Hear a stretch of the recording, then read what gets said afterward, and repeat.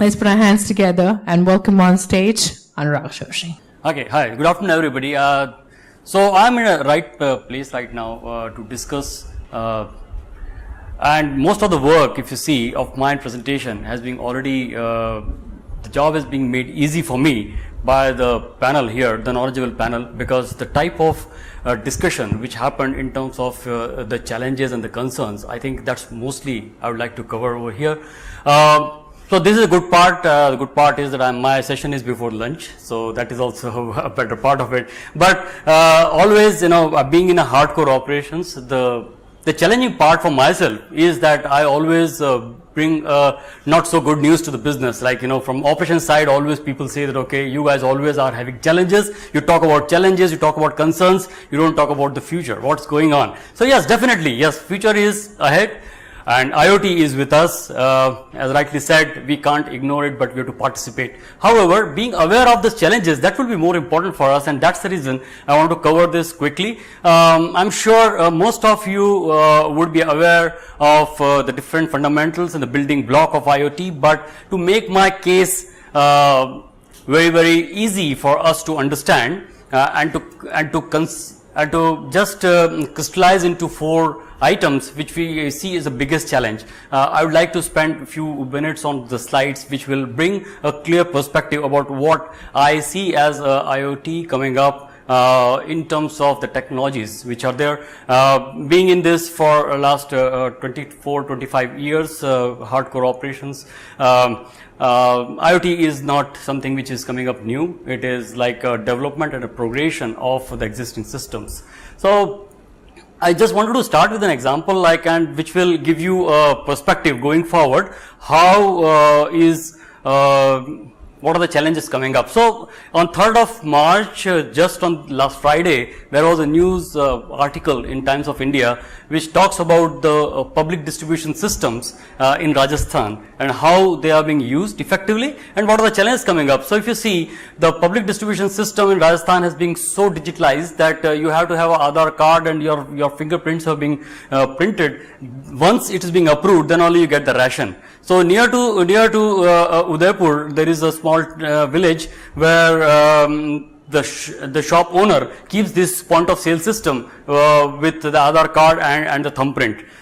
Now people go over there and before going to the shop, they have to climb the hillock. The reason being is on the hillock only there is a coverage where the POS system can capture and authenticate the fingerprints. So the person has to go, though they are very near to the shop, but they have to go to the hillock, go over there, climb down and then take the ration. Is this not a challenge which is coming up? Yes, definitely. And then there is another innovative idea which these guys thought is about, they found a tree. On the tree when they climb, they get this coverage. So they have made a makeshift arrangement on the tree where the shop owners, one of the person is sitting on the top there and then having this POS system. There's a ladder there, people go climb, put their thumbprints and then get authenticated and come back and take a ration.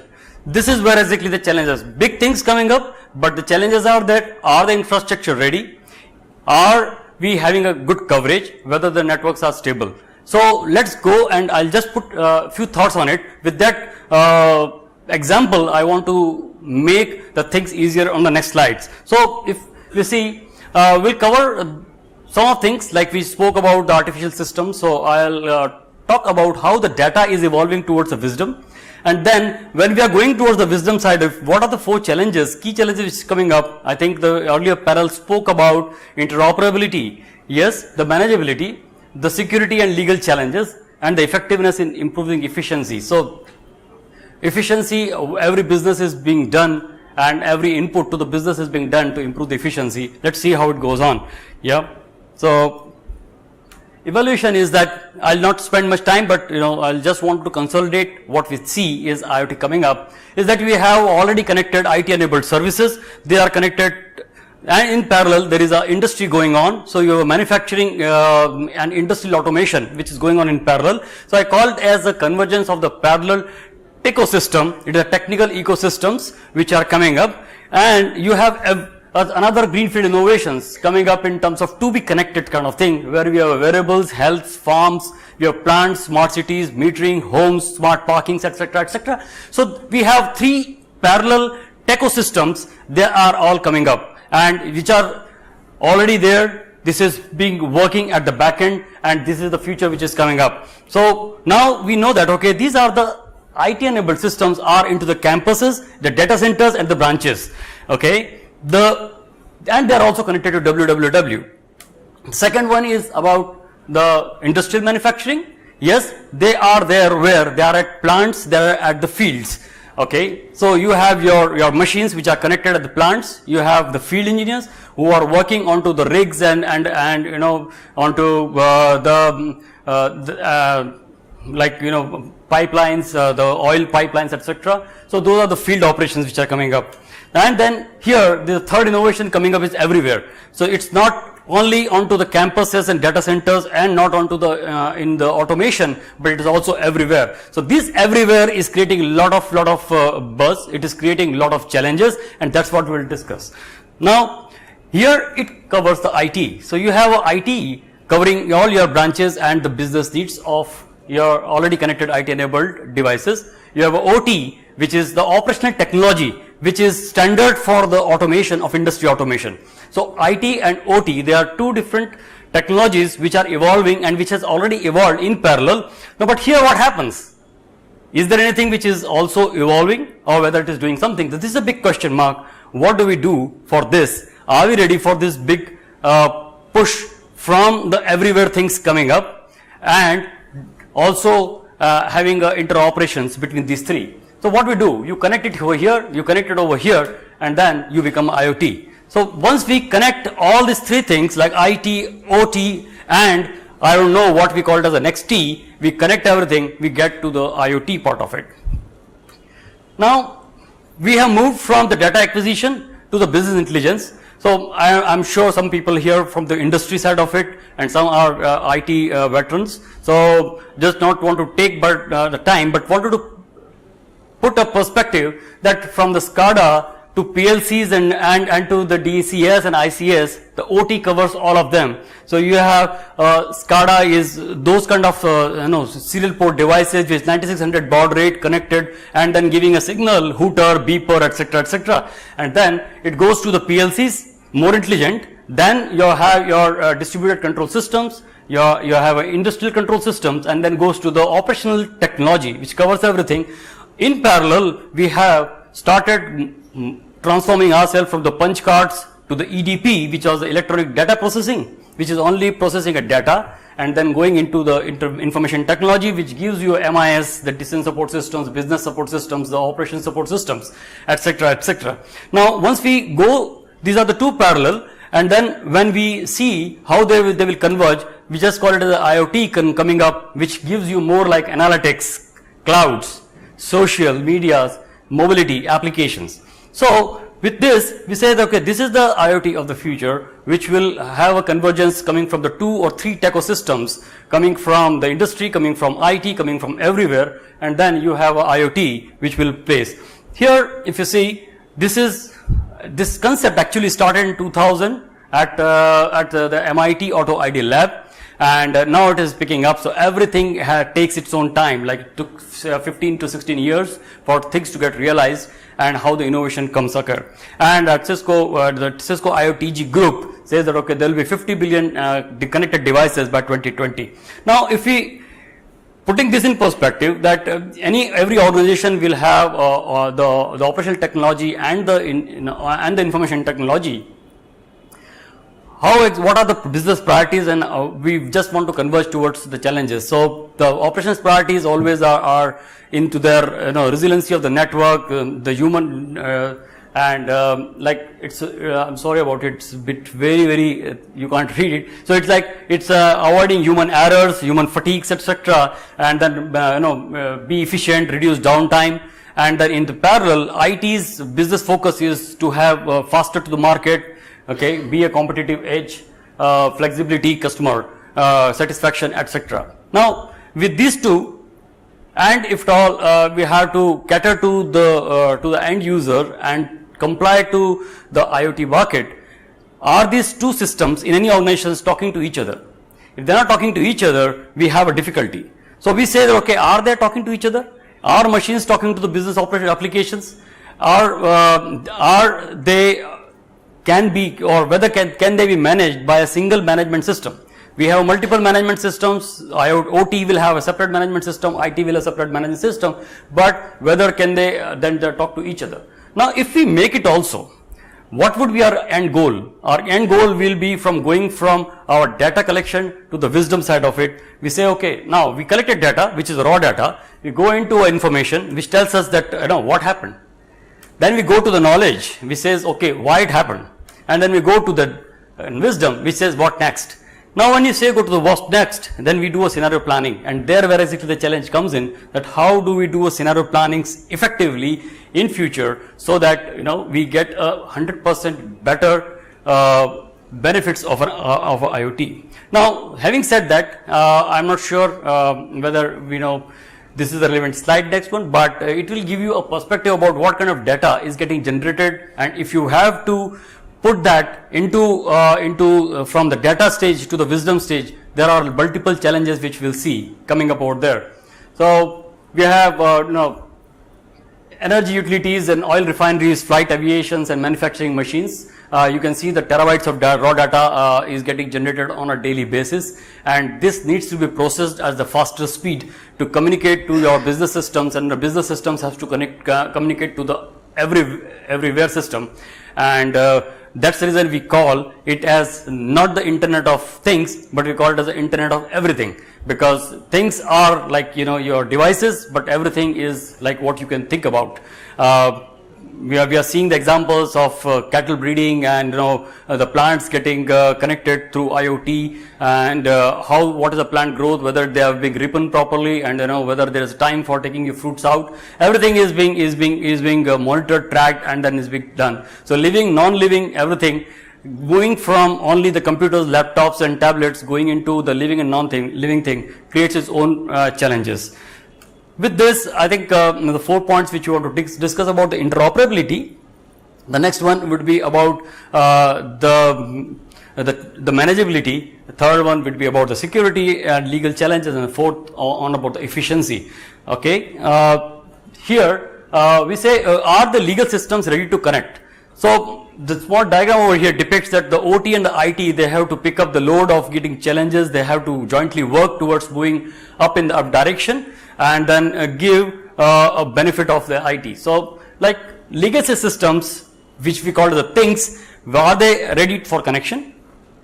Whether the business is ready to bear the cost? What are the battery life of those devices? Because you can't keep changing every 2 years the battery of the devices, or the water line which is there inside the sewage pipe, and then you can or the oil refineries which are going through deserts and to the sea. There's a big challenge is the old devices, they don't have that huge battery life, and then we have to come up with a longer battery life. So whether the legacy systems can do that, and then whether are they reliable enough to operate into the different operating conditions. So if that is there, definitely this will be a bigger challenge coming up in future. You have a transformation of the proprietary legal and legacy network into the IP based network, because everything has to talk to each other. The standard which is currently is IP, and IPv6 is giving us a good opportunity to address to millions and billions of devices, which was a lot of limitations of IPv4, and that's the reason IPv6 is picking up.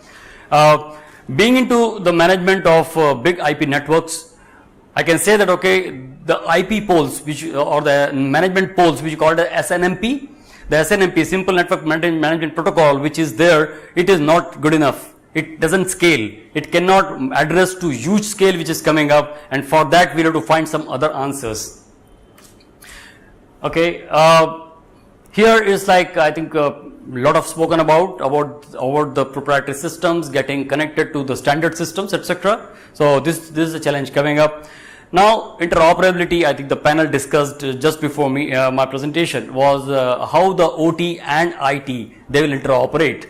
And what I see is that for the IT, in IT there is a standard called ITSM, which is IT Service Management Module, which there is a standard already available.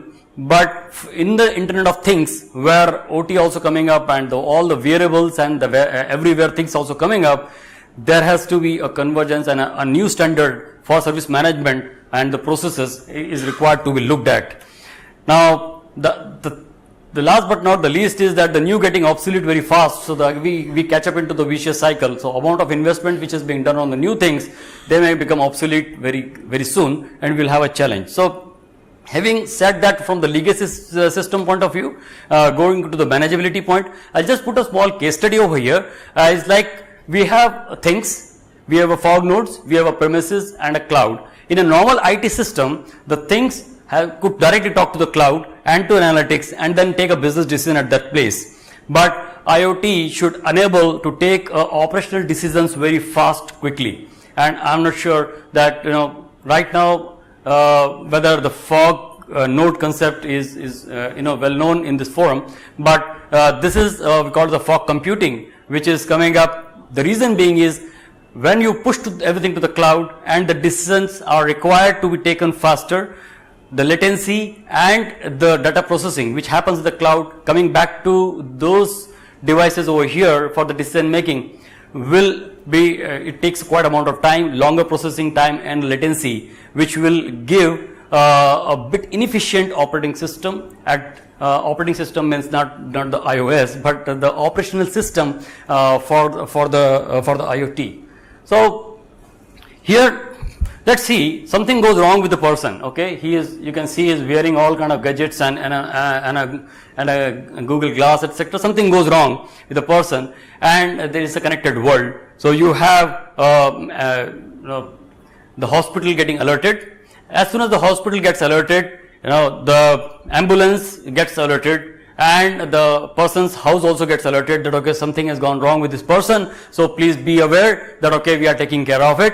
As soon as the ambulance gets alerted, you have all the cars on the street also gets alerted that, okay, I am coming, please make way, so that the ambulance can go faster into the road, and then they can reach to the hospital fast. Now, in this scenario, if at all these kind of things, life-saving activities going on, if all this data we push, it is just an example. Okay, so if we push this data to the cloud, it has its own challenges. So what you do is that push the intelligence towards the fog nodes. Now, fog nodes are between the edge device. These are the edge device which has an analytic capability, and then they can do a lot of processing of data then and there itself, and then give you results rather than going to the cloud. Okay, so we see what will be the challenge is the reliability and the robustness of the things. So these things will have a reliability and robustness is very much required at this level. If these devices are not reliable and robust, you cannot get the intended results, and you require a some millisecond responses. Okay, too much of data to be processed. So that's the reason you create a fog nodes which will give you this kind of response, but this will be also a challenge. That, okay, how do we get these sub-millisecond responses and the fog and the data processed faster? You have a high latencies because it has to travel a media, so you have a high travel latencies. So rather than pushing everything to the cloud, and unreliable links are always there. So rather than putting everything to the cloud, just put many things onto on-premises, so that you will have a lesser challenges. Now, once you do that, okay, you have a bandwidth is constrained. Why we say bandwidth is constrained? Bandwidth is become cheaper. It is getting cheaper day by day, but it is not infinite. You have always, every technology will have a constraint of the bandwidth. So you can't push all data on the top of it. You have to process the data at the fog level. So this is where exactly you have these challenges. So from the cloud side of we have this. Now what happens is that anything which goes is required to taken as operational challenges, operational decisions. You take it there at the premises and go to the analytics when you want to take a business decision, a long-term betterment of this. Having said that, how you process the data and where the challenge comes in. So you process the data, you control things first. After controlling things, you collect data. From collecting data, you go and communicate it. Communicate, after communication, you analyze it. Analyze, you then take action. Now, if the actions are being taken, if they are corrective actions, we say, okay, because it was information available, I took corrective action. When it is I had a knowledge, we took a preventive action. But we had a wisdom, we did a predictive action. It means that what if then analysis is being done and you get a action oriented IoT system. Now, if you see in this ecosystem of doing this work, you have standards and protocols which always a challenge. You have a scale is a challenge. Handling, storing and processing of data is a challenge. and then extract data from sensor and map it to the business rule. Now the data which is coming up is from the device, and the business rules are coming on the one side, map it and then show it to the end user for the better responses. With this, I call it the data in motion. People, we speak about data in motion, but I just want to talk about the data in emotion. Okay, why you call it the data in emotion, which we can check in terms of your, the security and the legal issues which you see, that acting ethically is very much required. Acting responsible is not enough. So a car, when it dash somebody, the driverless cars people are talking about, and then when it dash somebody, whether it feels the same way a human being will feel, whether they have the same emotion. So what is saying is the biggest challenge of the IoT would be the not data in motion, but data in emotion. Means the data has to have some emotional value, and the artificial intelligence has to scale up to that level that they will start thinking like feeling bad, okay, and then going into the corner saying, okay, I dashed it. Today, like the example being taken by Yogesh was that that when the BMW was being dashed, the person that comes in, how are you feeling? Okay, they are talking to each other and saying about the well-being, but whether the intelligent systems will do like that, that's what is the bigger question. So this is data in emotion, called as. Now, I don't want to get into the domain in a big deal, but yes, you can see it's a traditional data for IT and the industry is different from the IoT data, because you have a small in size data but very frequent, okay, and you have coming from many devices, and it's a variety. Variety in the sense is that the data structure of every file, you can get a flat file system, you can get a CSV file, you can get many kind of files, take them into one place and then process them would be a big challenge, and the systems are anyway growing into that area. It's not the case that we are not scaling, but yes, that needs to be taken care of, how difficult it would be to analyze the data and chop it every time, and rather than just doing it into once in a day, like banks do, once in a day end, and then process the data. Here it has to be chopped every second and then see, okay, what something is, everything is fine, and then take a business decision and operational decisions then and there itself. So whereas there is a volume, there is a variety, and there is a velocity. When these things starts coming in, you will have much faster responding, cost effective, complex analytics systems to be developed for it. Here now the time of the call, which is the future of IST, that's the reason we're saying what is the future of IoT is not here. It is future when you require to take faster decisions, actions, etc. So now if you have a loss of data in transit, delay in progression, and then you have a longer processing time, the data action can not be taken at the same time. It can delay the decisions, it can make the incorrect decisions and delay actions. So with this, I think this is how the data which is evolved. So the manageability of these devices, the tools and the applications has to comply to these kind of challenges, and which will make the IoT more effective going forward. Having said that, we move to the third challenge of ours is on the security and legal. I'll not much talk about security because it's spoken very much about it in all the forums, as well as in, I think our panel also covered it in detail about, and people from IT would understand that, okay, it is a confidentiality, availability, and integrity is the three key features of any security system. So once we have the CIA of security, this needs to be taken care, and there has to be standards to do that. Now for industrial automation, you have ISA 99 as a standard for having a security, while for the ISMS, which is the Information Security Management System, which is for IP. So information is more IT related, and then you have automation related, which is coming out the back end. But we want to evolve something which is unified security systems, which is between covering both the OT and the IT, and then you have a unified systems, which is a time of the call now. So with this, I think security is much spoken, and then next is about some of the legal challenges. Legal challenges also which we see. There are great amount of legal challenges into cloud computing, and it's a big topic in itself, and might be like this kind of seminar in itself, which will talk about what are the legal challenges coming up.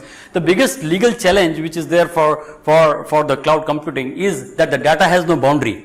It doesn't cover a geography. It doesn't belong to a country. Okay, the data center where the person who hacked is from one country, the data center in the second country, and the person who was affected is on the third country. Which country's law will be applicable for this? It's a big question. So with this challenges, I think we all know that our personal identities are equal to the digital identities. Okay, people are being known by their Facebooks, their WhatsApp applications, and then by their LinkedIn profiles. So, but this is when it's also a threat. And if that is the case, then variables data to whom it belongs to. Basically, that's a bigger legal question, that to whom this data belongs to, because variable sends your all vital parameters to the cloud or to the fog device, and then they get stored there. They don't remain with us. So who is responsible for that, and whether how much control as an individual I have on that data is a bigger question. Now, data protection law for the IoT are still evolving. So with that question, we'll have to see where do we go. Cyber threats on cloud and fog nodes are definitely the bigger challenges. Right now, I just spoke about that data has no boundary, and if you read in detail about this and on the legal challenge on cloud computing, one will know that okay, no single country has a unified way of dealing with any threat or any crime through the cyber laws. So which are still evolving, and another challenge is coming up is not about the data. I know that now sounds and images are also data, but data is all about, like, how do you keep your data ready onto your tables and formats. But lot of images and sounds are also getting captured.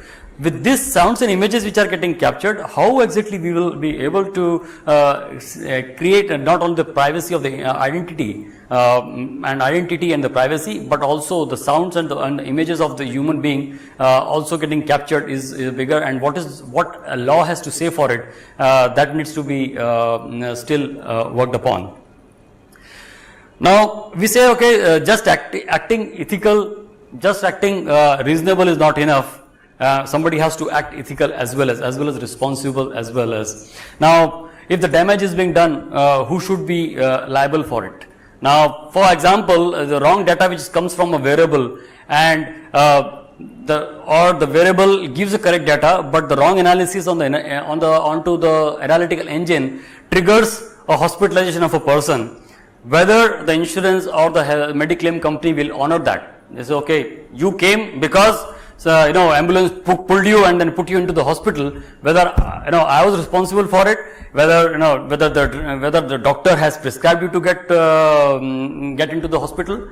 But as an individual, I can say that okay, I had got an alert, I got admitted in the hospital. Now my claims has to be processed. So these are some of the things which may come up, we are not there today. That's good, but. Somewhere I heard long back that the murders will not happen through the knives and guns, but they will be through the cyber attacks. Okay, so the next generation murders will be through, that's what is predicted, as through the guns, not through the guns, but through hacking of your systems, hospital systems, or the cars brakes getting failed or giving you wrong direction.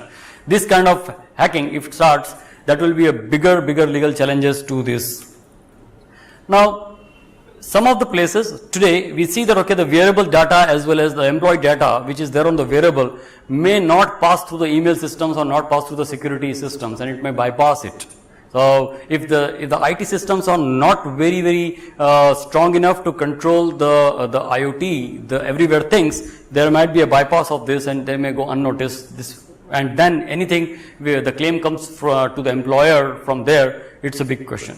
Now, e-waste is the latter one, is that there are different norms, and then if you have a e-waste disposal with so much of variables and so much of electronic junks getting generated and getting obsolete very fast, the norms for that also needs to be stringent as well as to be looked at.